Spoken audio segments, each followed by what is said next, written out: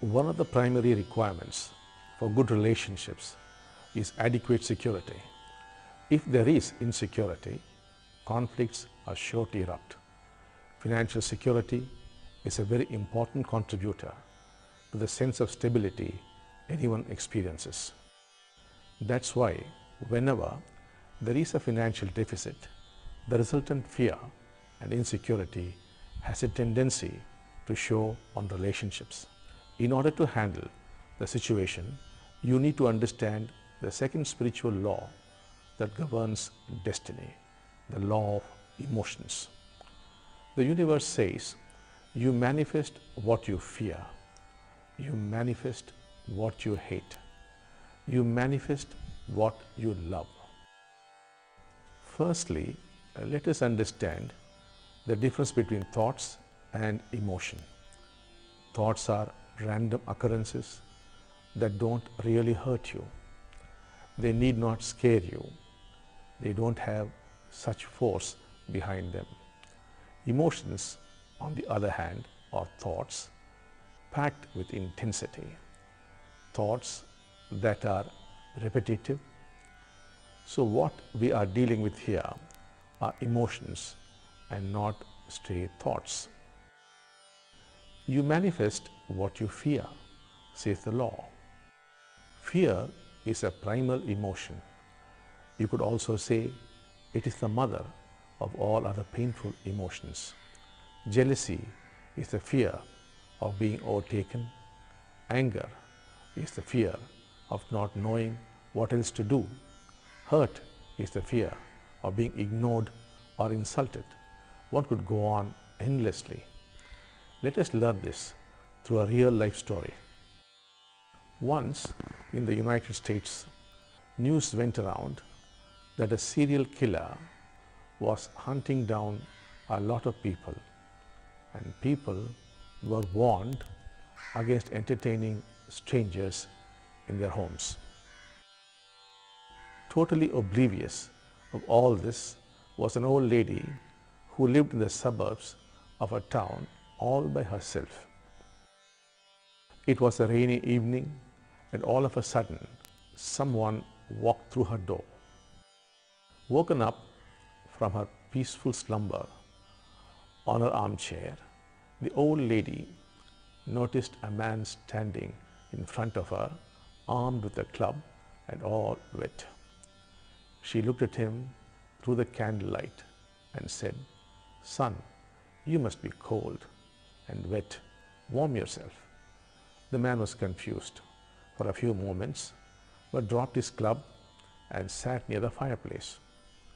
The lady again said, "You must be awfully hungry, son. Go into the kitchen and help yourself." He hogged the food that lay on the table and ran out into the night with the club in his hand. He ran across the street and broke into the next house. As the family screamed in terror, he used his weapon on them. Why do you think his responses were so drastically different? He was a maniacal serial killer, yet did not hurt the old lady, while he hurt the immediate neighbors, because you are the fuel for other people's responses towards you.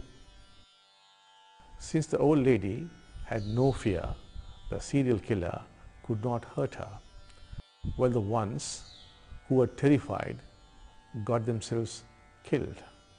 Though this is an extreme example, the principle holds good in everybody's life.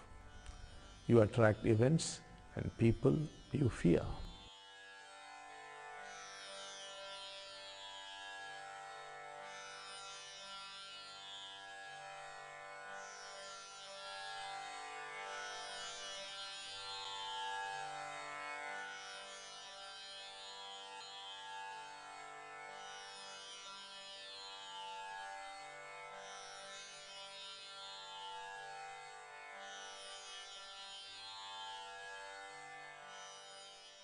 Similarly, you manifest what you hate. Hating verbal abuse over years, you indulge in it. How many times in life you have had to bite your tongue for being and doing exactly the same things you opposed and hated? If hate is the energy you let loose into the universe bounces it back at you. However, the law also says you manifest what you love. If you love, you dream, you envision something, the universe would go all out to give it to you. Most often life takes a downturn when your love and passion takes a downslide. Instead of investing energies on hate, invest in love. Instead of being afraid of conflict, love peace. Instead of hating poverty, love wealth. But how do emotions that are the mere result of biochemical reactions in your brain gain such force? Emotions that are not acknowledged and accepted by you in the course of your life get accumulated in the deeper layers of the unconscious. And anything that is rejected comes back with a vengeance distorted. That is why when people indulge in regular unpleasantness in the family, their problems complicate even more. It becomes a catch-22 situation. More problems, hence more fights, and hence more depression, and so on and so forth. When in times of difficulty, do you usually use your family for gaining peace and strength, or do you only use it to vent out your frustration? What emotions have you got addicted to in relating to your family in difficult times? Coming to the next question of what is the solution to this? Despite one's best efforts and intentions, fear and disappointment persist. Hence, the only solution is to acknowledge and accept the fact of their existence without hiding from them. It is to be integral. Anything that is recognized and accepted does not turn destructive.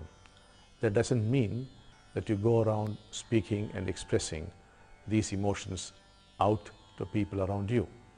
All you need to do is to be integral to yourself.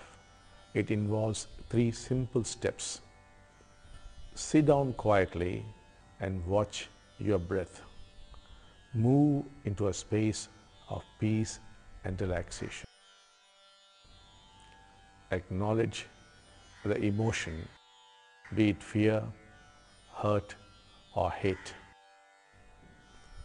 Say to yourself, yes, I am hurt, I am afraid, or I am angry. It's okay. An inner affirmation of the truth helps you accept and embrace yourself. This practice could be done anytime by anybody whose emotions are blocked or life is moving in a retro direction, to steer it back to abundance and fulfillment.